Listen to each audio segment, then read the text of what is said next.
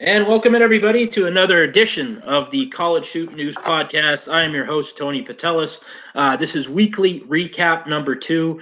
First off, just wanted to thank everybody for listening to last week's episode. It was our most watched episode since the podcast started last year. So I really appreciate everybody's listening. So I appreciate everybody listening tonight as well. We got a lot to talk about. It was a pretty good day in college hoops, a lot of good stuff to talk about.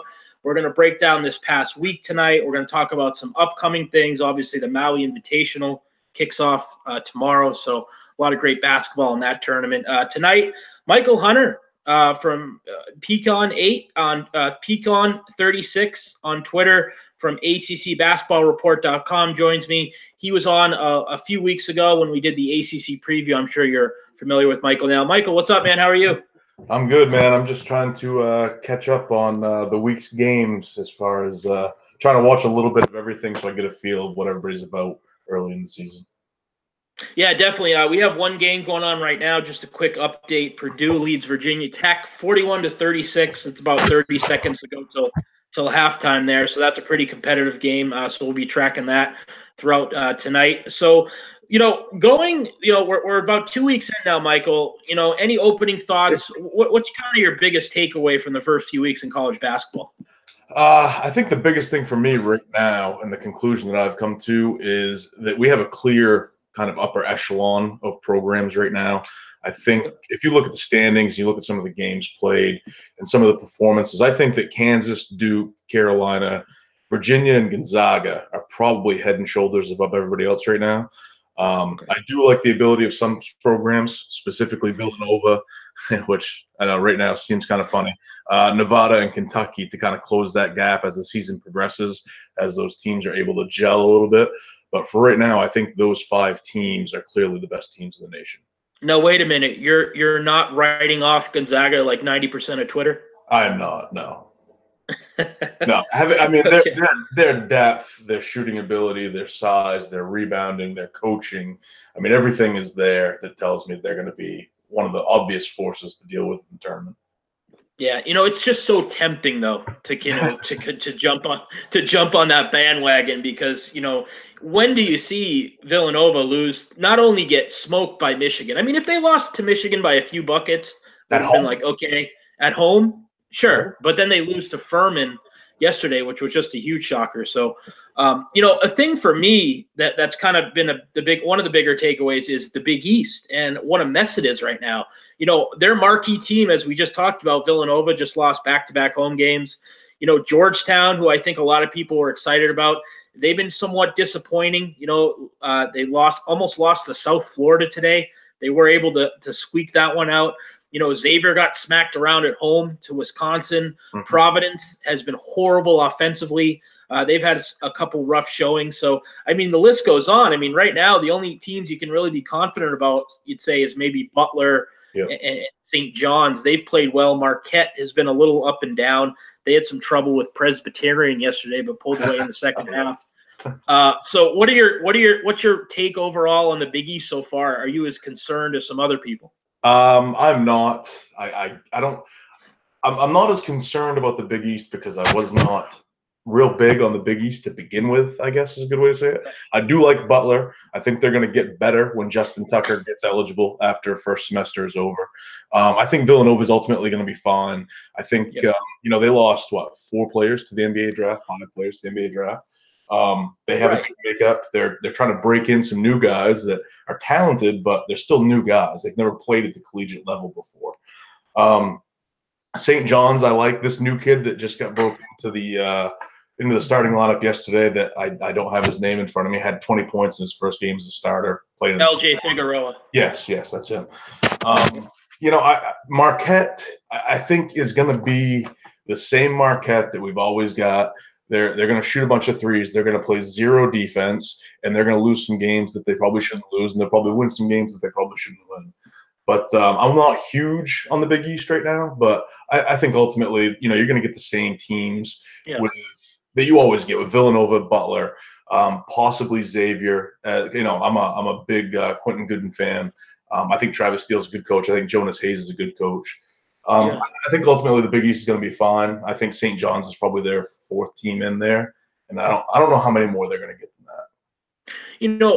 You made a good point because, like Villanova, Xavier is kind of in the same boat where they have a lot of talent, but they have a lot of newcomers. And Right. I think it's going to take a while for this team to gel.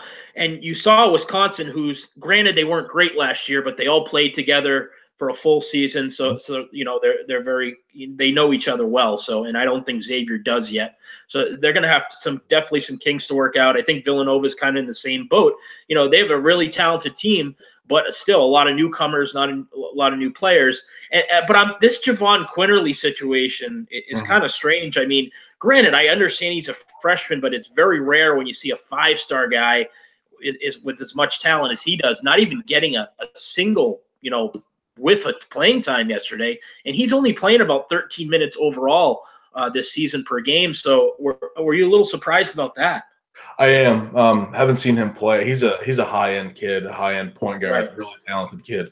There could be a situation where he's just not getting it on offense. I mean, you go from the last few point guards that Villanova's had, Ryan Arcidiacono, Jalen Brunson. These are all guys that were maybe not the most talented guys in the world, but they got the offense. They ran the offense. They put their teammates in position to be successful.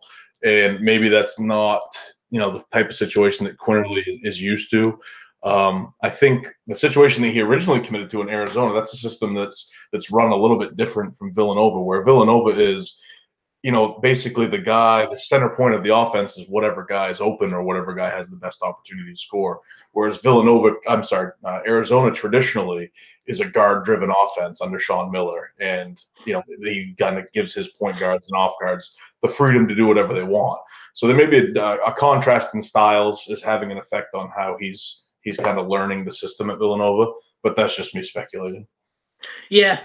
I mean, you got to remember he's still an 18-year-old kid, so it could take some time for him to figure things out. But kind of doing a complete 180 here. You look at the Big Ten, and what a fantastic start this conference has. Michigan today crushing Providence. They had the great win against Villanova. I mean, the list goes on. Iowa wins the 2K Classic. Wisconsin had that great win at Xavier. I think teams like Nebraska, Minnesota, even Northwestern have looked really, really good early on. Have you been impressed with the Big Ten? I have. I thought, especially the Indiana game, Indiana over Marquette, which I just told you kind of what I think of Marquette. That was a statement game. Obviously in Bloomington, that's one of the hardest places to play in the country. As far as Wisconsin Xavier goes, I didn't really expect Xavier to win that game, especially going to Cincinnati. I don't know if that's kind of a recency bias thing for me, where Xavier's been so good, sometimes you forget that Chris Mack is no longer there. Trevon Blewett's no longer there. JP McCura is no longer there. But, you just assume that at home in the out of conference, Xavier's going to get that win. And Ethan Happ obviously had different ideas going in there and getting 30. And Demetric Trice is a kid that early on the season has really just showed out. I mean, I think he averaged 6-7 points last year. And right now he's averaging about 22 a game and just shooting the ball at a really high clip compared to his first two seasons. Yeah, I don't think he's going to play at that high level all year. I don't think he's that type of player, but he's definitely off to a pretty good start. But let's talk about Michigan real quick. John Beilein is kind of always known for being an offensive whiz. And these last 2 years, it's kind of been flipped. And last year, they were tremendous defensively. This year, they're off to another fantastic start. Look what they did to Villanova. They basically shut down Providence today, which, granted, Providence is struggling offensively, but still a pretty good basketball team. What do you think about the Wolverines? Because this new kid, Iggy Brazdeikis there, he's really stepped in that kind of Mo Wagner role, and he's played great. He had 20 and 7 today. What do you think about the Wolverines so far? I was going to bring up Brazdeikis. He was a kid that I saw. He kind of popped last year on the recruiting trail, and everybody was after him. And I knew he was going to be good, but I don't know if anybody knew he was going to be this good this soon. 20 and 7 today. He dominated the other day against Villanova as well. The other kid that they have, the big kid, I can't remember his name, but Xavier Simpson, Jordan Poole, good backcourt, both defensively and offensively. It's Michigan. It speaks to the excellence of John Beilein, I think. Right now they're playing 3 games in 5 days. They won all 3 games by 20 plus points.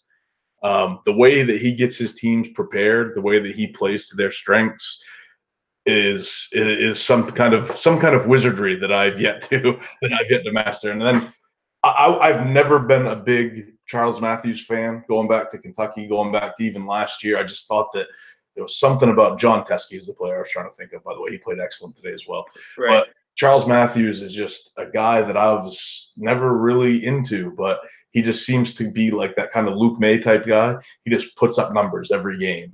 And if you look at this team right now, if Teskey's going to play well, if Jordan Poole's going to play well, if this Isaiah Livers kid, who I don't really know a whole lot about, is going to play this well, and if Brazdeikis is for real, I mean, this team is back. I mean, basically, they took away Wagner and they returned everybody else. And if Brazdeikis is as good as he's showing out right now, I mean, this is a Final Four team again, as long as they keep playing defense the way they do.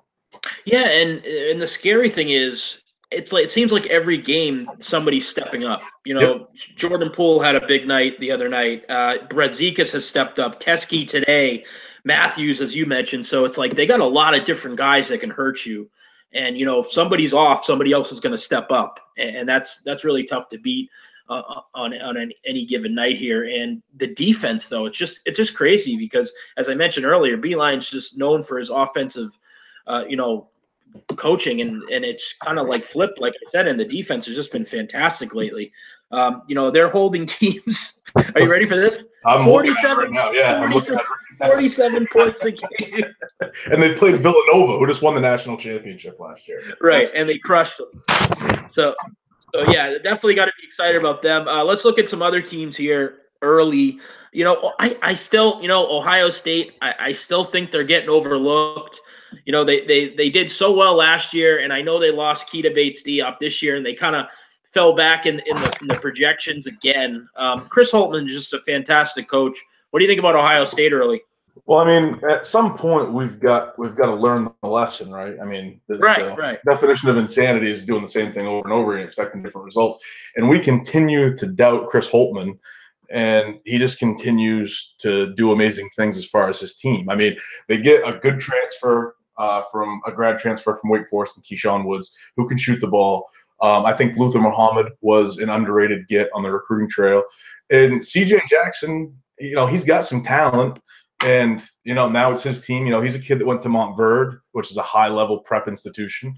And, I mean, at this point, we just have to accept the fact that maybe Chris Holtman is one of the best coaches in the NCAA and is, capable of putting in a scheme almost to play to his roster strengths, gets the most out of players. He knows how to motivate these guys. And, I mean, he can't take anything. The guy brought his team to Cincinnati and beat the Bearcats on their home floor. Now, granted, Cincinnati is not really the program they've been the last couple of years, but that's still impressive considering, most people were projecting Ohio State to be 8th or worse, maybe 10th in the Big Ten. So, I mean, I think you just got to give it up to Chris Holtman. He's a really good coach, and I think we need to start recognizing that the same way we do with, of course, his name escapes me, the Cincinnati coach, Mick Cronin. All these coaches that we just assume are going to do well each and every year, regardless of their roster situation. I think Chris Holtman has moved into that conversation. Yeah, just a couple of things on the Buckeyes real quick. You mentioned, he gets the most out of his players, and CJ Jackson really didn't do anything at Ohio State until Chris Holtman arrived. Right. And he's really, fixed his game, and he's one of the better guards in the conference. And Luther Muhammad is a fantastic defender. What do you think about his defensive skills? I watched him. I think I've seen him probably more in prep than I have at the college level. But he's just an active player. 6'3", likes to jump out in those passing lanes, likes to get easy buckets, turn the ball over, has active hands. Sometimes looks like he may have been on meth before the game. He's kind of looking out there. And he's just a fun player, and he's just another weapon that they have on that perimeter to go with Jackson and Washington and Woods and some of these other players, Kyle Young, who actually plays a little bit of a swing. But I like Luther Muhammad. I have, going back to his prep days. I think he's a kid that you're going to see get a whole lot better. He's a 4-year player. He's going to be the type of guy that by the time he's a senior at Ohio State, he's going to have that Aaron Kraft type love. Like, he's not a great player, but the Ohio State fans are going to absolutely love him. Yeah, and I love this team's balance too. They have 7 guys averaging between 14 and 7 points a game, so that's something that's really impressive. A lot of guys can hurt you, just like kind of like Michigan on any given night. We're going to talk about the 2K Classic a little later, so we're going to hold off on Iowa. I know you want to talk about the Hawkeyes, so let's just move on here. We'll talk about a few other things, and we'll get, like I said, to the 2K Classic. Let's talk some ACC now, Mychal. First off, Notre Dame. Talk about their season so far. I know you work for Slap the Sign. You write about Notre Dame a lot. What do you think about the Irish so far? Kind of an up and down start. Yeah, we knew coming into the season that there were going to be some lumps. This team is made up of guys that are getting used to new roles. You think of like a John Mooney, who's always been a stretch four. Well, now he's your 5 guy. He's your pivot. He's playing back to the basket. He's played very well. I thought early on he's got 2 straight double doubles. TJ Gibbs got a little taste of being the guy last year, but now he is the guy for real. Okay, Matt Farrell's gone. Bonzie Colson's gone. He's the guy, and I think he kind of embraced that role yesterday. Started taking the ball to the hole, started getting to the foul line when it was winning time. DJ Harvey feels like we've been talking about him for a year or 2-3 years. He's only played 24 games as a collegiate, so he's still kind of getting broken in. He's still getting over microfracture surgery, and then your first 4 guys off the bench are all freshmen, and your backup big man Jawan Durham hasn't really played meaningful minutes since he was a junior in high school. So we knew there was going to be lumps. I wrote an article for Slap the Sign that was supposed to come out today. I don't think it actually made it off the editor's desk, but it's okay. I mean, Prentice Hub is going to get better, and as Prentice Hub gets better, he's going to take over point guard roles. Temple Gibbs is going to move off the ball. I think what we really need to see out of Notre Dame right now is Rex Fluger needs to play better. I mean, the kid's shooting 25% from the floor. He's shooting 25% from deep. He's playing terribly on the offensive end of the floor.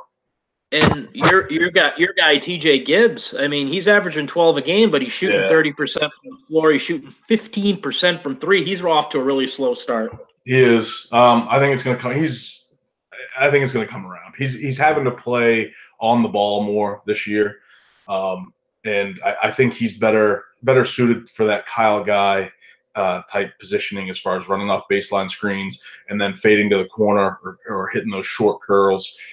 It'll come for Gibbs when Fluger plays better and Hub gets more comfortable with the offense. Yeah, I'm with you there. So we'll see what happens. A lot of freshmen, a lot of newcomers, as you said. So, but Mike Bray, as we know, if you got to believe in Mike Bray, I'm sure he's going to fix things. So, up next, man, NC State is playing some fantastic offensive basketball early. Now, granted, the competition hasn't been great. They played Mount St. Mary's, Maryland Eastern Shore, UNC Asheville, Maine, but they're scoring 100 points a game almost every night. Torrin Dorn has just been fantastic. They're another team with so many weapons that can hurt you. I love Twan Daniels, Marshall Johnson, and guys like that. So, what do you think about NC State's start to the season? I don't really have I was high on them. When we did the ACC preview, I was high on them. I picked them to finish 7th in the ACC. I don't have a conclusion for them because they're basically playing JUCO teams right now. Okay, they've yet to play anybody above 310 in Ken Palm yet. Okay, none of those teams you play are legit. They're going to play 2 teams in the lower 200s, or I should say the higher 200s next week, and then they're going to play Wisconsin. So we don't really know what we're going to get out of NC State for a couple weeks. And I said on my podcast this morning, Wisconsin is a terrible matchup for NC State. Because what Wisconsin's going to do, they're going to work the ball into Hap, and Hap is going to get Wyatt Walker into foul trouble, I would say, in the first 3 minutes of the game, because they're just going to pound it inside. And then what does NC State do? Because Wisconsin's going to slow the game way down. And it's such an interesting contrast of styles. It's a game that I have circled on the calendar. But as of right now, I don't really know what to make of NC State, because I think Wake Forest would put up these kind of offensive numbers if they were playing this schedule. And I really wish NC State would play somebody. And I think when they go to Wisconsin, or when they play Wisconsin, it's going to be a rough night for them, because Wisconsin's not going to be scared of them. Wisconsin's going to slap them a little bit, and we're going to see what North Carolina State's made of. Well, yeah, starting next week, they have Wisconsin on next Tuesday, not this coming Tuesday, next Tuesday. Then they play at Vanderbilt on December 1st, and then they have Penn State and Auburn still on the schedule. So I think these coming weeks we're going to find out a lot more about NC State. But definitely the offense is just fantastic so far. But against they've lower got level shooters competition, all over the floor. Yeah. And the next guy I want to talk to you, it's actually a player, is Cam Johnson, is somebody that you think is an absolutely fantastic player. And the way he's starting the season, I can't disagree with you. He's averaging 16.3 points per game. He's shooting, he's got 6.5 rebounds, and he's shooting 65% from the 3-point line, which has been really, really impressive. Talk about Cam Johnson's start to the season. How do you like what you've seen from him? I think at this point it's kind of his team right now, is what it kind of feels like. I got to the game. I went to the Stanford game last Monday, and I kind of, focused on Cam and watched how he warmed up. You see some guys just out there with the headphones on and they're just taking jumpers from, 25 feet out. Cam Johnson's out there, no headphones. He's got one of the managers out there, and he's taking step backs. He's taking contested threes. He's putting on moves, step back, take a shot, and he's just drilling it. He looks completely focused. He looks like the center point of that offense now that Roy Williams has kind of accepted the fact that he has a roster that is more suited to play that 4-round-1 or possibly even 5-out offense. And I think in that type of offense, Cam Johnson can rebound the ball, he can handle the ball, he can pass the ball, and he can shoot the ball. He's the best player on that team and the player best suited to play in that offense. And he's shooting 91% from the line and 64% from three. He's putting absolutely crazy numbers up. And they played the first 2 games on the road. Didn't phase him at all. He played excellent against Wofford, hit some big shots in that game to help them pull away. He was absolutely dominant, even though he didn't put up crazy numbers in the Stanford game. I thought he was dominant. And I think right now this is his team. I think if you're North Carolina, you want to ride the hot hand, and right now he is the hottest hand on that team. Yeah, no, I agree with you. And a couple other guys I wanted to talk to you about. Everybody wants to talk about Naz Little, Colby White, and they're playing well, but Garrison Brooks has played really well early. He's averaging 11.5 points per game, 6.5 rebounds per game, and he's doing it in about 18 minutes per night. And he's been a really big boost for them on the inside. Yeah, he's a player that I have played in DFS every night that he's available because he's cheap and he puts up great numbers. But I think that he's clearly separated himself from Manley and Huffman as far as the sophomore class of big men, this trio that they brought in last year. And he actually also, if you watch him play off the ball, if you have the opportunity to rewatch games, which I like to do sometimes so I can focus on certain things, he's not a bad defender either, even out on the perimeter. He likes to hedge the screens. He likes to pop out and push the point guard away from the bucket a little bit. He's actually an underrated defender. He's a very good rebounder, especially on the offensive end. Very active, almost impossible to box out and get off the offensive glass. He's a player that I really like, and one of the main reasons that I really like UNC to win this conference. Yeah, I'm right there with you. I think they're going to be in the mix too. And another guy, now granted it's early, but Kenny Williams is really off to a pretty rough start. He's only averaging about 6 points per game, shooting under 30% from the field. He's also only 2 for 16 from long range. I think is this just a rough start for him, or some of these younger guys kind of, taking over his role in a way? I'm not sure if it's that. Well, I'm sure it's a little bit of getting acclimated to not playing with Joel Berry. Obviously, right. There's a world of difference between Joel Berry and Colby White. The other thing that you have to take into account is that Kenny Williams is consistently playing defense on the opposing team's best perimeter player. He's one of maybe the most underrated defensive players in the conference.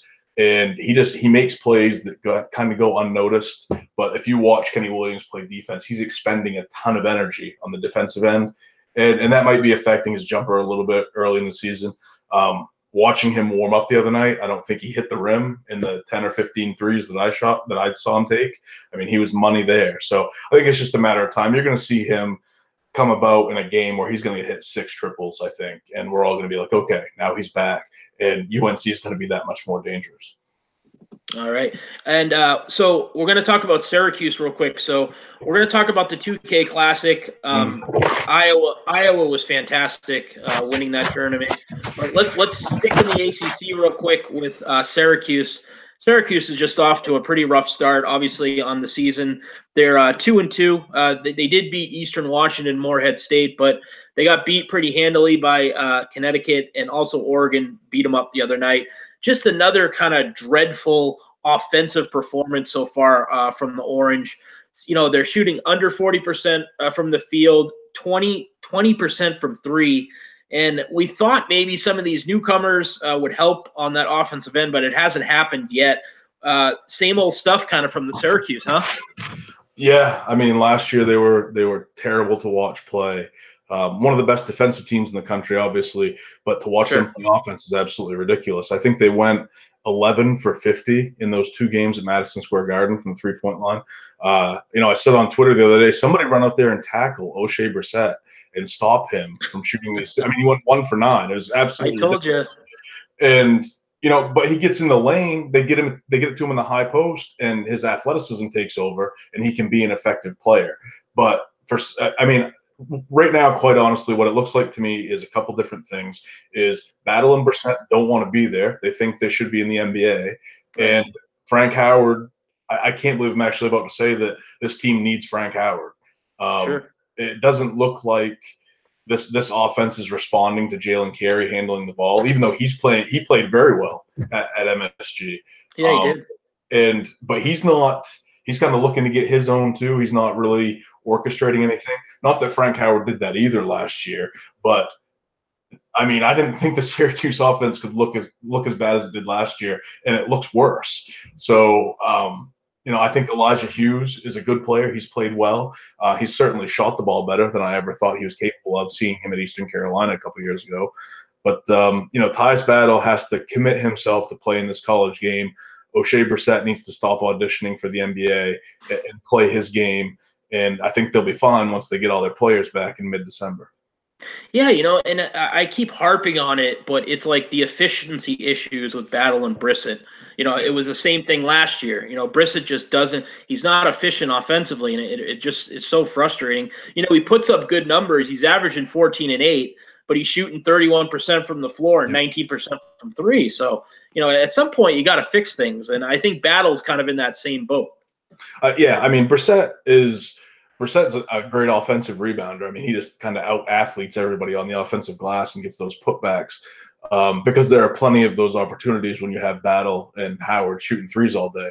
So, I think Brissett just needs to get back to what works. I thought he looked a lot better last year, but I think somebody's in his ear about what he needs to do to impress the NBA scouts.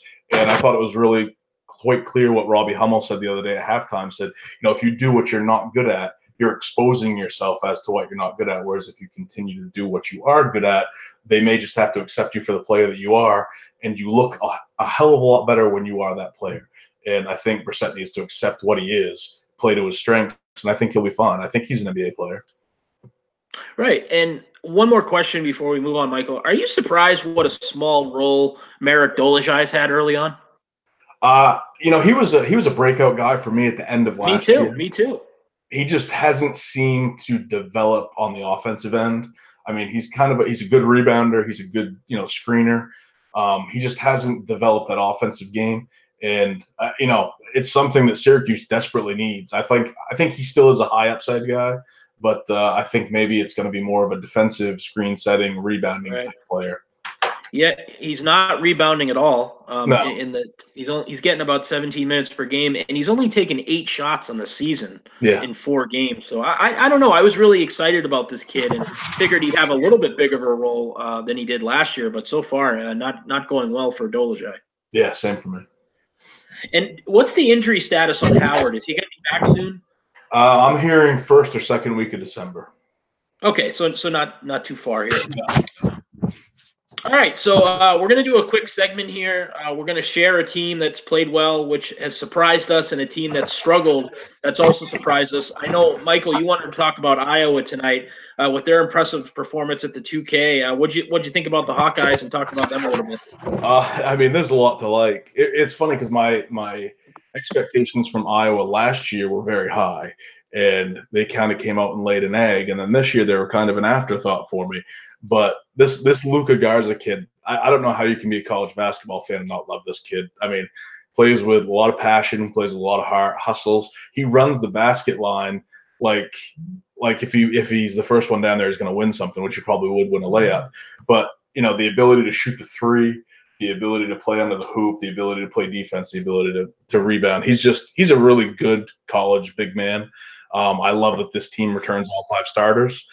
I'm not a huge Fran McCaffrey guy, but he's fine. He's okay. He's a system coach, not a tremendous recruiter, but he's in that Bruce Weber type role. He'll probably get you to the tournament. He's going to keep you out of the news, and he's just not going to embarrass your program. I did like that they actually came out against UConn and threw some 2-3 zone at UConn the other day, kind of daring Connecticut to go ahead and shoot the way they did against the Syracuse zone. Now, UConn obviously did not shoot as well against Iowa as they did against Syracuse, but McCaffrey eventually dropped back into a man-to-man, and Iowa went on to win the game. Jordan Bohannon only played 23 minutes, and Iowa still won comfortably. I thought the McCaffrey kid came off the bench and played well. And the Oregon game was a little bit ugly, but the Hawkeyes, plus 12 at the free throw line, which I know you love, and they kept Wooten and Bol off the glass, and that's pretty much the ball game. So I think right now Fran McCaffrey's showing his coaching chops, and this Luka Garza and Tyler Smith, Jordan Bohannon, Nicholas Baer, they've got a good group of guys there. Yeah, they do, and it's all about defense. And last year they literally didn't play any defense, and they have talent up and down the roster. And the thing that I love is Tyler Cook. Unlike O'Shea Brissett, he's playing to his strengths. He's taken 1 3-point shot the whole season, and he's driving to the basket and he's being aggressive, and that's his game. And I think last year he kind of got away from that. He's averaging 16 points and 8 rebounds. I think Joe Wieskamp, the freshman 4-star kid, he's been a nice addition to this team. Nick Baer is like one of the better glue guys that you see. Right. He's a leader. And this team, this is an experienced group too. A lot of juniors and seniors on this team. So this is kind of the same team as they had last year, but with the additions of McCaffrey and Wieskamp. And if they just play a semblance of solid defense, they're an NCAA tournament level team, in my opinion. I absolutely agree, and nothing that I've seen thus far has turned me away from that. I think this Garza kid is, you put him on national television, he's gonna grow a fan base in a hurry. He's fun to watch. And I don't think people realize how close he was to missing this season. He had a cyst in his stomach, I believe, and if they had to do surgery, yeah, he had like an 8 or 9 pound cyst in his stomach, and if he had to have surgery and cut him open, per se, what I'm saying is he would have missed the whole season, but they were lucky enough to do some other procedure to get it out of there. So that's great. And he was fantastic this past weekend, for the Hawkeyes. So who's another team that has struggled early that you're surprised with, Mike? Well, in preparation for this show, I kind of wrote some of this stuff out yesterday and this morning. I think the most obvious one is West Virginia. Okay. Some are kind of shocked at that. I'm really not. I had them at 22 in my preseason poll, and most of that I thought was out of respect to Huggins and what he is as a coach. Obviously, Konate is a great player. I thought West has potential, and he actually showed that today. I think he hit 7 threes today in his game. He was fantastic today. And I think people just underestimated not only what Javon Carter was, especially to the press. They aren't pressing as much this year. Their defensive, I think they're 189th in the country in defensive efficiency at this point. And not only him, but Daxter Miles. I mean, Daxter Miles was huge for this team last year. And I really wanted to see, one, what Asa Ahmed was going to be, if he was going to be the guy that everybody thought he was going to be when he showed up in Morgantown, or if he's going to be the guy that he has been, which is kind of an underachiever at this point. Now, through the first half today, I also was not a huge fan of Napper, but in the second half today, he's finally showed me something after a few games this year. And, West Virginia was my team. They were 1-2 coming in today. I thought they played well today. But I think they've kind of been disappointing, maybe through no fault of their own. I think that people just see West Virginia, and what they've been through the years, but they don't have Javon Carter. They don't have Jawan Staten or Darryl Bryant or Aaron Harris. They don't have those guys this year. They've got, they got Napper, and they've got a couple other guys. I can't remember the white kid with the do-rag, what his name is. But, if they're going to be successful, I need to see it from Napper. Lamont West needs to be consistent. And I don't know what Sagaba Kanate was doing out on the perimeter the first few games of the season, but he got his tail in the bucket again today, had a great game, ended up fouling out, but also had a pretty good game. So I think they'll round the corner. I just think it's going to take some time. Yeah, I mean, I think it's all about point guard play. They need to find somebody who can play consistent at that spot. And I think it could be Napper. It could be Beetle Bolden, who missed today's game with an elbow injury. That's why I was so impressed with West Virginia today. They scored 97 points. Yeah. And they did it without Beetle Bolden, who I think is their best scorer. So that was really impressive. And I think Kanate is kind of in that same type of thing with Brissett, where he's kind of, performing for the NBA scouts. He's starting to bring his game out to the 3-point line, and that's not his game. And he's got to get back inside, block shots, and rebound, and get some dunks. So, but again, he was pretty good today. Lamont West, you hit the nail on the head, Michael. This is a kid I've been following for the last few years. Very big fan of his. He's got to get consistent. He'll score 27 points, and then the next game he'll score 6 or 4. He's got to get consistent and play better. They have a really interesting set of wings, Harris and West and guys like that. Asa Ahmad has played pretty well this year. I think, he missed half of last year with suspension, and he never really got on track. And luckily, he's out of the gate this year, and he's playing well, so that's a good sign. He's averaging 14 and 5. So, again, this is another team that's just going to take some time to get going here. But, the team that I think a team that I was really excited about, they're in my area, and they've come out of the gate here, and it's been up and down, is UMass. And UMass was a team that struggled last year, but they have a new young coach in Mike McCall, who I think a lot of people are excited about. They win their first 2 games, against low-level competition, but then they lose a tight home game to Harvard, which I really think they should have won. And then they lose to Howard. They lost to Howard at home. You just can't do that. And this is a team that's, again, it's just a kind of a top-heavy team. Luwan Pipkins is averaging 20 a game. Jonathan Lawrence averaging 11. And they just got a bunch of guys averaging 9, 8, 7 points a game. So they just got to get better. It's a talented team. I really like their coach, but it's just mostly offense right now. They're not playing great defense. You got any thoughts on UMass? I think Rashawn Holloway, I've never understood why he wasn't a better defensive center. He's got the body, he's got, big hands, and I think he's got the instinct, but for some reason he's never been a great rim protector. Like you, I'm a huge fan of Matt McCall. Matt McCall. I'm sorry, I called him Mike. No, it works. But Jonathan Lawrence is, I believe, a transfer from Rutgers, I believe, and McCall is kind of assembling talent right now, putting his system into place. They got to get better defensively, but I think McCall is a good coach for that situation in that school. And, he's a young guy. He's enthusiastic. He's going to bring in talent. I think UMass will be fine as long as McCall's there. What I would be worried about with UMass is somebody come in and poaching McCall before he can get that program right. Yeah, that's a good point, and it's been disappointing. This program hasn't been very good since John Calipari left, and we're talking 25 years ago now. So I remember in middle school when that happened. Yeah, and I have to get I'm not a huge UMass fan or anything like that. I obviously root for the program. They're local, but they were a big reason why I got into college basketball. My neighbor, who was like my brother growing up, he ended up going to UMass, and I used to go up there with my dad, and we'd watch games, and that's how I really got excited about the game of college hoops. So I hope they turn it around. I hope they have a successful year. The A-10's down, so I think they have a chance to kind of creep up the standings this year. So the thing that I'm impressed about, it's not a team. I'm going to talk about a conference real quick, and that's the WCC. We obviously know Gonzaga looks like a national title contender, a top 5 team, but the top 7 teams in this conference are 23-3 out of the gate. And there's some interesting clubs. BYU has played well. St. Mary's has played well. San Francisco, LMU beat Georgetown the other day. So there's a lot to like. What do you think about the WCC out of the gate?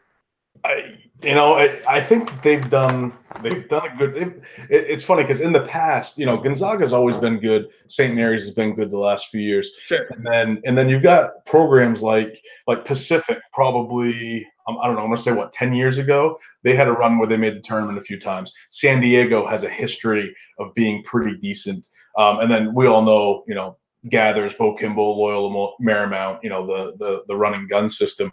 And obviously San Francisco was good way back in the day. So these programs all have a history of being good at some point in time.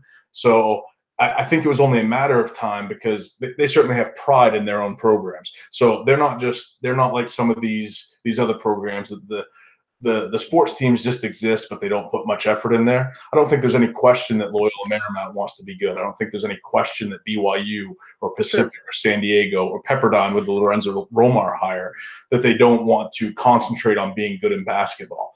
So, Lorenzo Romar, we all know he's a crap coach on a Power 6 level, but at Pepperdine, he might kill it. I mean, Lorenzo Romar can recruit, and now he's in Malibu.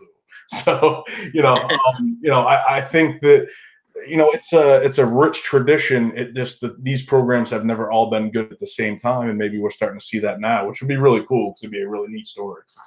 Yeah, and I think the difference this year is they actually have some depth to the conference. Usually it's Gonzaga, St. Mary's, and BYU's pretty good, and then it really drops off. Yes. But all these teams that I mentioned, I think there's 7 quality teams in this conference this year. That can win 18 to 20 games possibly. So I'm really excited about it. I think 2 guys that I keep tweeting about quite a bit: Isaiah Pinheiro and Isaiah Wright at San Diego. This is legit one of the best combos in college basketball. You got to watch these guys. Pinheiro's he's 6'7". He's a transfer from Portland State. He's averaging 20 points a game and 9 rebounds. He can step out and shoot the 3 at 40%.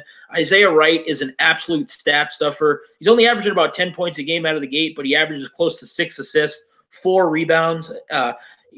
He averages over a steal a game too. So definitely keep your eye out for those guys. I think San Diego is going to be a pretty darn good team this year. So just wanted to mention them real quick. And then to finish up here, we're just going to quickly break down the Western Kentucky Central Florida game. Central Florida wins the Myrtle Beach Invitational today, which was really impressive. I thought they really came out in the second half and really shut Western Kentucky down. What did you think about the game today, Michael? A crazy tale of 2 halves, in my opinion. Western Kentucky comes out of the gate and just feeds Charles Bassey, which is the smart thing to do. I think he had 11 points in the first 5 minutes of the game, and it looked like Western Kentucky was just the better team today. Obviously, B.J. Taylor has not played well this season. I'm not a huge Aubrey Dawkins fan, but he played well today. He hit 4 threes, I think. But Bassey certainly looks legit. I like the Hollinsworth and the Savage kid, as well as they got a 6'8" freshman with the last name Banton, who he plays the point guard position, and that's something that I love, like the Reese Gaines type point guards, the 6'6", 6'7", 6'8" kids that can handle the ball. And then they go into halftime, and they come out, and there's like Western Kentucky just forgot how to play basketball. And, Taco Fall takes over the paint, just starts getting putback after putback, little short hooks, dunking over guys, never getting called for an over-the-back foul.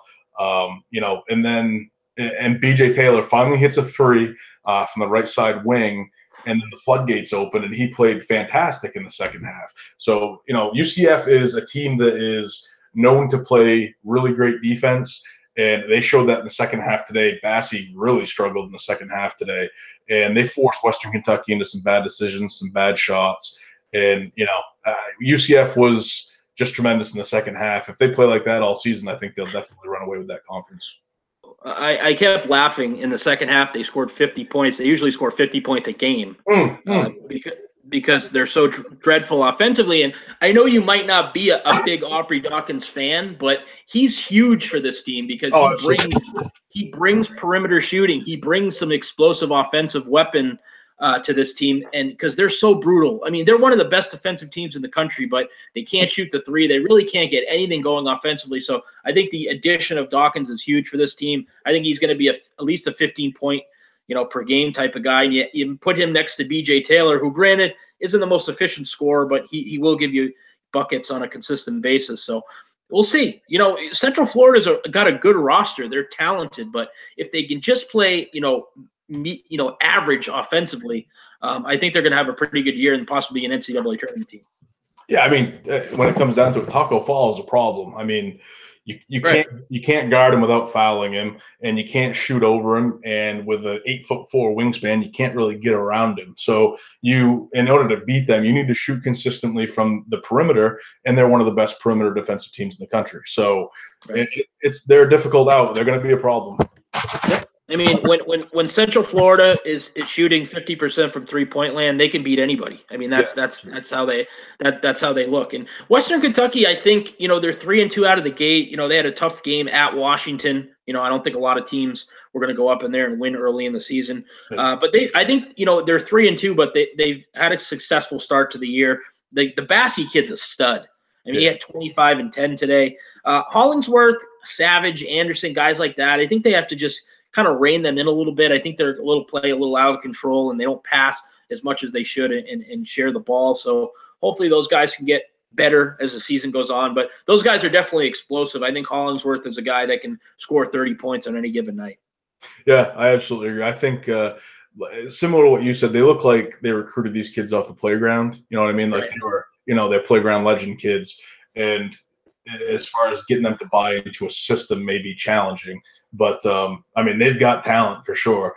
Also, the Bassey kid, that knee brace that he wears, just looking at that thing makes my leg hurt. I don't know how he moves around with that on, but they said today during the game that he actually warms up without it and then puts it on for the game, which, I mean, the damn thing looks like body armor. It's crazy. Yeah, definitely.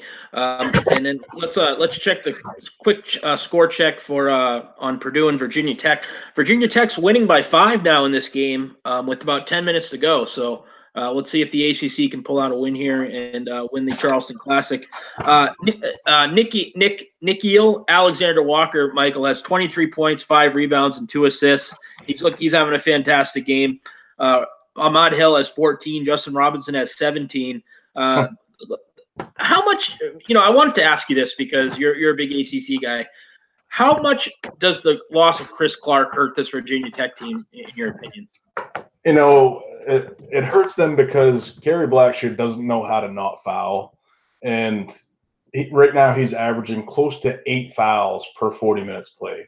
So, Chris Clark is a tremendous asset because he's able to play 6-7 and play the 2-3-4 position and rebound the ball at 7 boards a game. He can play that small ball 5. He can't really stretch the floor, but he doesn't really need to. He plays with effort, steals, blocks, fast break opportunities, things like that.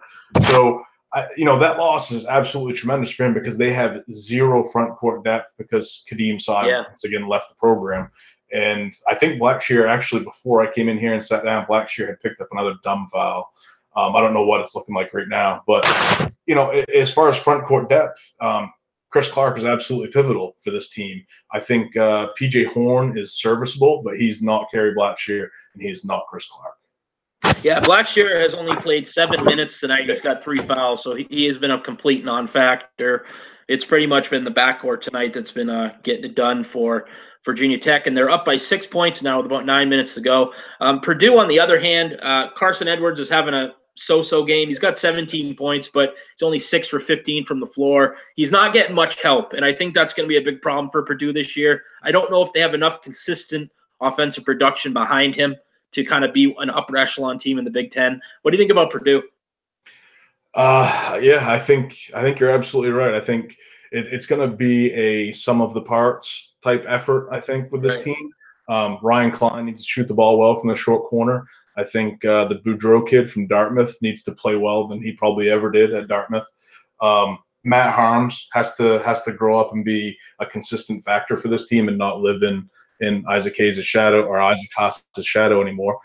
And the Eastern kid, the point guard, he's got a reputation as being a good point guard, but we've yet to see it, and he kind of needs to come of age this year. He's got a horrible shooting stroke. I like. You there? Yeah, I'm here. Okay.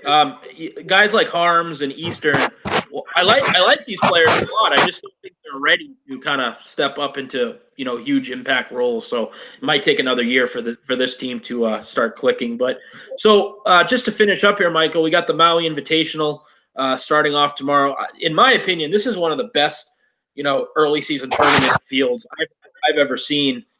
Tomorrow we have at 2:30 we have Auburn and Xavier. At 5 o'clock, we have Duke and San Diego State. And then I think the late game is Gonzaga and Illinois. What do you think about tomorrow's matchups, and what are you looking for? I want to see Duke play against a team that's athletic. I mean, obviously the Kentucky game, they came out there red hot. There was nobody in college basketball who was going to beat them that night. So now they take a long trip. Okay, they're on the road. They're going to play an athletic team in San Diego State. I still think they're going to win, but it's going to be interesting to see them get away, take a plane ride, and play a team that's actually really good, that doesn't have much of a plane ride. I think that's probably a 5-hour trip for San Diego State.